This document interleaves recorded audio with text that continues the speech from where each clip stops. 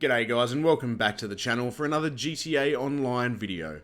And in today's video we're going to be taking a look at all the new vehicles that have been added in the new DLC, the Cayo Perico Heist update, seeing exactly what they do, how they work, and ranking them from worst to best. Well, here we are. The Cayo Perico Heist update is finally here. And did it live up to the hype? Well, not really. It's kind of average. They've added a few new vehicles, added a new heist, which is kind of average. We'll go through that in another video though. The vehicles they've added, some of them are pretty cool, some of them are kind of average. We'll have a look at them now, starting at the worst and working our way up to the best one. Starting off our list today at number 6, the worst vehicle to be added in the new Cayo Perico Heist update is the Winky. Now, you can find the Winky in Warstock Cash and Carry, which is where all of these vehicles can be found. I don't think they have added any new vehicles yet in any of the other places to buy them, so for now it's just new weaponized vehicles in Warstock Cash and Carry, and I use the term weaponized very loosely. The Winky, whilst having the best name of all the vehicles, is by certainly the worst performing. You can pick it up for $1.1 million or $825,000 if you've unlocked the trade price, which to do that you'll have needs done the setup mission for the Cayo Perico Heist, which I'll show you how to get access to that a little bit later in the video, and its description is as follows. The 1945 Winky is the ideal addition to anyone's collection of war memorabilia. Just picture it in your man cave, next to your curated selection of bayonets and unexploded grenades. Of course, it's still functional, but you're not actually going to charge into combat with it. Are you? No. No, I'm not. And there's a reason for that. The Winky is really quite slow. It does off-roading alright, but apart from that, it doesn't have any weapons attached to it at all. You have zero bullet protection at all, and all in all, it's just not that great of a vehicle. But hey, let's go test it out. So, as you can see, we now have our Winky out. Now, while that is hilarious to say, that's about as most fun as you're going to have with this vehicle. As you can see, there are literally no weapons on it at all, there is no bullet protection, and as far as performance goes, as you can see here, it is extremely slow. It's barely keeping up with the NPCs. So, yeah, not the most fun vehicle to do. The one benefit probably about this vehicle is if we take it off-road, as you can see, it does handle off-road relatively well. It doesn't lose much speed while you are going off-road and bounces around quite nicely. But in terms of an actual vehicle, it's kind of meh. Would I pay $1.1 million for it? Absolutely not. If I unlock the trade price, would I pay $865,000 for it if I was you? Absolutely not. I don't think it's that great of a vehicle. I'd save your money and buy something better if I was you. Well, surely, considering it can't take any bullet protection at all, it'll be able to take a rocket, right? Nope. 1. It takes 1. Next. Coming in at number 5 on our list of worst vehicles to be added in the new DLC, we have the Toreador. And the Toreador is actually pretty cool, and its description goes as follows. No land, no problem. With Pegassi's submersible booster-fitted sports car, taking your life and all its problems out to sea has never been faster. Nothing is as therapeutic for the soul as the endless blue of the Pacific Ocean, and firing off a few torpedoes at passerby. Now, the Toreador can be found in Warstock Cash and Carry again and goes for $3.66 million. And yeah, it's a pretty cool vehicle. It goes underwater, it does that pretty quickly, it shoots torpedoes, it drives on land, and it has a boost. So why is it ranked so low on the list? Because it's the Stromberg. It is essentially just a cooler looking, slightly faster in the water with a boost version of the Stromberg. And hey, there's nothing wrong with the Stromberg. I love the Stromberg. But did we really need another one? So yeah, while the Toreador is a really cool looking vehicle and does exactly what it's supposed to do, the fact that it's essentially just a rip-off of a vehicle that's already in the game for $3.6 million means unfortunately it ranks 5th on our list. Anyway, let's go test it out. Next up we have the Toreador. As you can see, the Toreador looks quite good. Nice sort of look to it. Bit of a submarine look almost. Looks probably a little bit better than the Stromberg, I'd say, and it probably drives a bit quicker too. As you can see, you've got your option of machine guns or missiles, exactly the same as the Stromberg. And lo and behold, when you hit the water, you can put it into a submersible mode. Have we seen this before? Yes, we have. It's the Stromberg. Whilst it's quite quick, it is a lot faster than the Stromberg, as you can probably see, and it has a boost, which isn't too bad. It also shoots torpedoes instead of missiles when you're in the water. Like I said, great addition if we didn't already have the Stromberg. But hey, at least it's new-ish. I guess the Stromberg was slow, so at least it's a faster way to get through the ocean. Thanks for the new vehicles, Rockstar. Yeah, it's kind of quick to drive around. You can shoot missiles from it, which is cool. It also boosts on the land, which isn't too bad. So, all in all, it is an improvement on the Stromberg, which I'm not denying. I'm just saying that, yeah, it is exactly the Stromberg, but a little bit better. Okay, so whilst it is essentially the Stromberg in every way, shape, and form, it is actually a lot quicker than the Stromberg, and the boost on it does fill up relatively quickly, so it does make it a quite quick vehicle to drive across the map. What I am interested to know is, can it take more damage than the Stromberg? Because the Stromberg, as we know, can take a few missiles before it goes down, which makes it quite a handy challenger to the Oppressor. So could this possibly be another challenger? Let's find out. 1. Not bad. That just missed entirely. Let's try again. 2. So 2 by the looks of it. 2 rockets, and can we get in it? No, it's stuffed. So 2 rockets, and it's gone. 3 rockets, and yeah, it's really destroyed. So 2-3 rockets is about the best you're going to get. Whilst that is not as good as the Stromberg, it's still going to take a couple at least. So yeah, might be a decent challenger for the Oppressor Mark II. Up next on our list, we have the Annihilator Stealth, and its description reads as follows.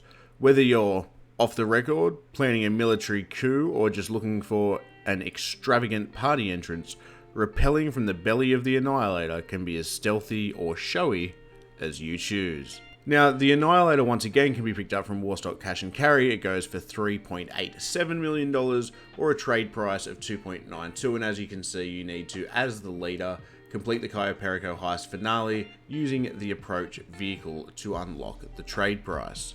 Now, while the Annihilator Stealth is a really cool vehicle, it has homing missiles and barrage missiles that you can add to it, it has a machine gun on it, it flies really well, and it has a stealth mode. The problem with this, again, is we already have this vehicle in the game. It's called the Akula Helicopter, which also has a stealth mode, and yes, might have a couple of different weapons. It has an explosive cannon, this has barrage missiles as an option. It's still essentially the same thing. Can we get an original vehicle in this update for the love of God, Grand Theft Auto? So yes, while this is a fantastic vehicle, the fact that we're basically just getting rip-offs of vehicles that we already have in a 7-year-old game means that this one again loses some points. Anyway, let's go test it out and see how it goes operationally. As you can see, we're now in our Annihilator Stealth, and you will need a hangar if you want to store and modify this. Now, as you can see with the modifications, you've got a few different ones: armor, engine, handling, your sprays, and your secondary weapons. I have tried out the mounted missile barrage. The problem is they only do 4 missiles at a time, unlike 6 like the Hunter. The mounted homing missiles seem to be relatively accurate. I tried them on an Oppressor Mark II before, and they took it down quite easily. So I would recommend getting the homing missiles on this one. The other thing that's good about the Annihilator Stealth compared to the Akula is it does only take up a small spot in your hangar as compared to a medium spot. So we'll jump on out of the hangar and fly it around a bit. As you can see up in the top left there, if you press right on your D-pad, it will take into stealth mode. I'm pretty sure it's F or E on your keyboard. And once again, if you do that, it'll take it out of stealth mode, exact same as the Akula. As you can see with the homing missiles, they do have a little bit of delay in fire, but I'm pretty sure they are unlimited like most of the aircraft that you have. It does fly and handle relatively well. It also has a lot of agility, so you can get a decent amount of range on your shots. And like I said, the homing missiles do have a lot of accuracy to them. Now that we've got it down out of the sky, let's try the same thing and we'll see how many rockets this bad boy can take. So we've got one, and yeah, it's done. So it is quite weak in terms of defense. It will only take one rocket. Is it better than the Akula? Possibly. They're very much of a muchness in my opinion, and once again, as much of a cool vehicle as it is, I would have liked to have seen something a little bit more original. Next up on our list, and taking the number 3 spot for today, we have the Kurtz 31 patrol boat, and its description reads as follows: with 3 50 cal guns to keep your passengers entertained, you're certain to make an unforgettable impression at the local yacht club. Now, the Kurtz 31 patrol boat can be picked up for $2.955 million, or of a trade price for just over 2.2, and to unlock that as a leader, you've got to complete the Cayo Perico heist finale, using this as the approach vehicle to unlock the trade price. So, similar to the Annihilator, you need to use this as the approach vehicle, whereas to unlock the Annihilator, you need to use the Annihilator as the approach vehicle. Now, whilst this boat may be extremely slow, and it is, at least it has a bit of firepower to it. Unlike the Winky, it has a rear 50 cal machine gun and a double 50 cal machine gun up the front. So yes, while it's slow to get around the map, at least you can do a bit of damage if you get into some trouble. So for the reason that it has a little bit of firepower to it, and that it is an actual original vehicle, means the Kurtz 31 patrol boat lands that little bit higher on the list, and we'll jump in and test it out right now. To get your Kurtz 31 patrol boat, you're going to need to ring Pegasus. So to do that, you're going to come into your phone and you're going to give Pegasus a call. So once that comes up on the screen there, you'll go to boat, and from there you want to select the Kurtz 31 patrol boat, at which point, as you can see on the map there, it will spawn for you like it has right there in yellow. So you're going to head over to there. So once you're at your patrol boat, there's a few different places you can go. You've got the rear mounted turret here, which obviously you can pick up, and that's going to shoot just like it would, say, on the top of your Insurgent. If you come off that, you can also go up to the front. Now, if you want to access the front mounted turrets, you are going to have to come up this way. You can't go in any other way, so you've got to jump up to where the seat is, jump in here, and then you'll access, similar to like the half track, it's a double mounted turret. So as you can see there, quite powerful. It'll bring down aircraft really, really quick for you. So it does have a lot of stacked firepower. Where you are going to notice a bit of an issue is when you start to drive it. It is extremely slow. As you can see here, it's not the quickest thing to get across the ocean. While it is a cool looking boat and it does have some really heavy firepower, it's, yeah, definitely not the quickest thing to get you across the map. But hey, like I said, at least it's something original. It's something new that they've added to the game, and I'm never going to say no to something with a heap of firepower. Now, let's see how many rockets it can take. One rocket is more than enough to blow up the patrol boat. Coming in at number 2 on our list today, we have the RO-86 Alkonost. Now, the RO-86 Alkonost description reads as follows: what's the Alkonost's biggest selling point? Speed? Agility?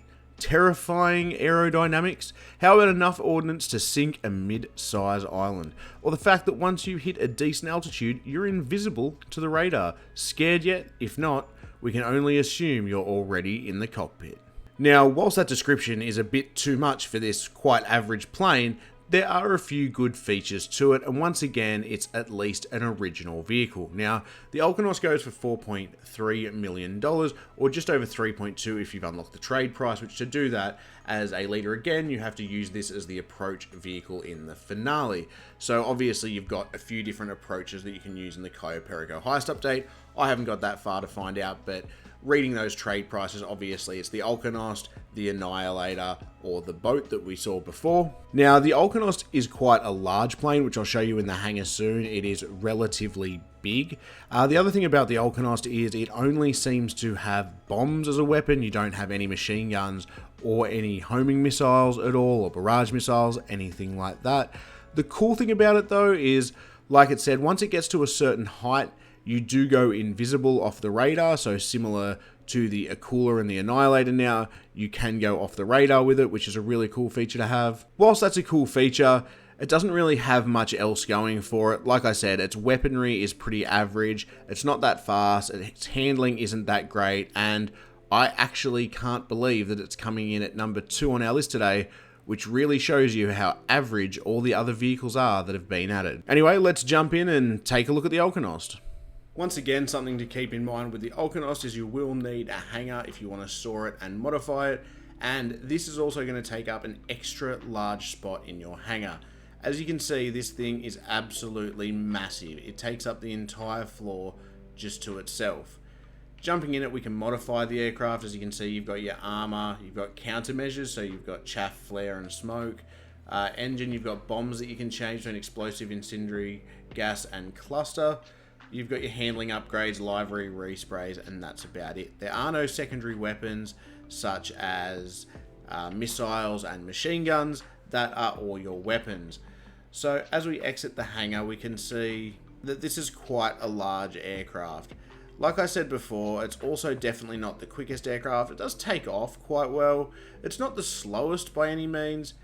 You've got your countermeasures, but it's, yeah, definitely not the quickest, and the handling of it isn't crazy either.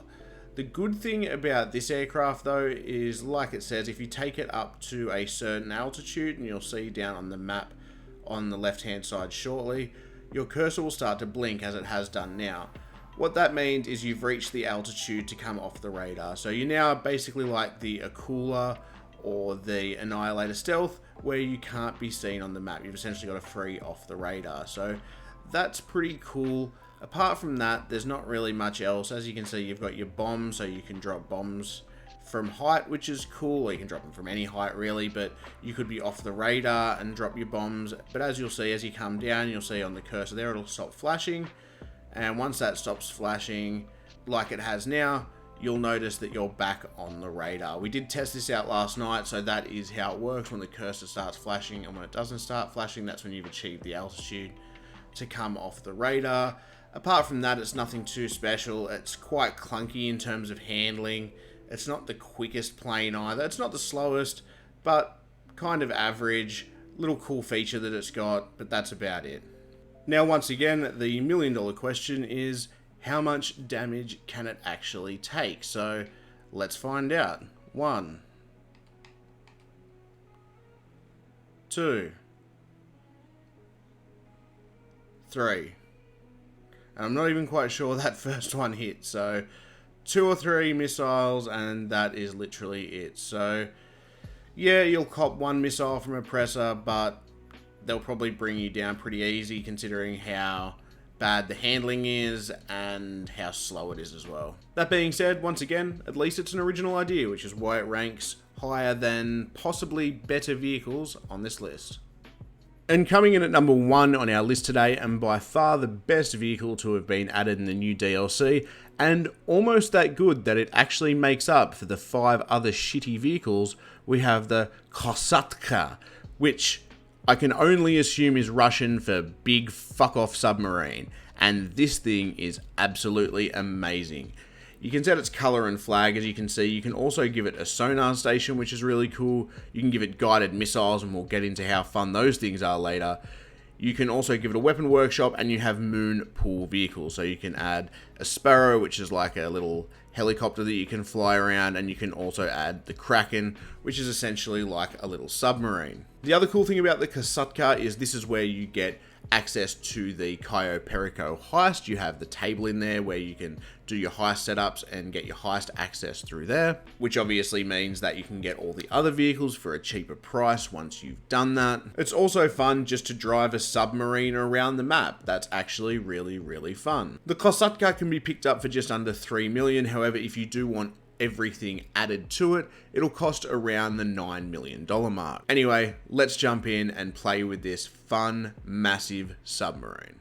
So to access your submarine, you're going to want to come into your interactive menu and go down to services, same as you would for your terabyte or anything like that. You're going to go down to Kosatka and you're going to request it. You can also request a dinghy to get you out there. I just use my oppressor, which most of you probably will as well. And same as like the Mobile Operations Center or the Terabyte, anything like that, the Avenger, you'll see it come up on your mini-map as it has here. So it's going to come out in C. It's a submarine, obviously, like you would for your yacht. And you'll see it poking out like this. It's an absolutely massive thing, so it's quite hard to miss. You can enter either from the front, just in that little hatch, or up in the back right here is where you're going to do. So you'll jump off your oppressor like I've done right here, come up to the back, and you can jump in. Now you can request your moon pool vehicles as well, so like your dinghy that you've, not dinghy, sorry, your Kraken that you've bought, or your little helicopter that you've bought, you can request those to come out to you too, so you can fly them out to your submarine. Once you're in your submarine, you'll notice it's actually quite big, and there is quite a few different things in here. So if you go down to the bottom levels, down there, that's where you're going to find your Kraken down there. And where you want to come, though, is into the main area up here. So you want to come upstairs, and in here you'll see your little helicopter as well. So you can jump in that and fly that out. That's if you bought that, of course. Obviously, there are options that come with it. You don't have to buy them with it. And this is the main room of your submarine here. So where the big H is on your map, that's your heist table. So that's how you're going to access the new Cayo Perico heist. You then have over here where you can drive the submarine. We'll show you guys how to do that in a sec. You've then got the guided missiles, which if you got that as an extra, they're really, really cool. And over here you have your telescope, which also shoots missiles. So we'll show you the telescope, or the periscope, I should say first. It'll come in like this and take you to a screen like this, and then you can also lock onto vehicles. We tried a little experiment out last night with the Oppressor Mark II to see how well they would track, and they actually track really, really well. I'll show you a clip of that right now. Oh, there we go. Alright, you try and move around. Yep.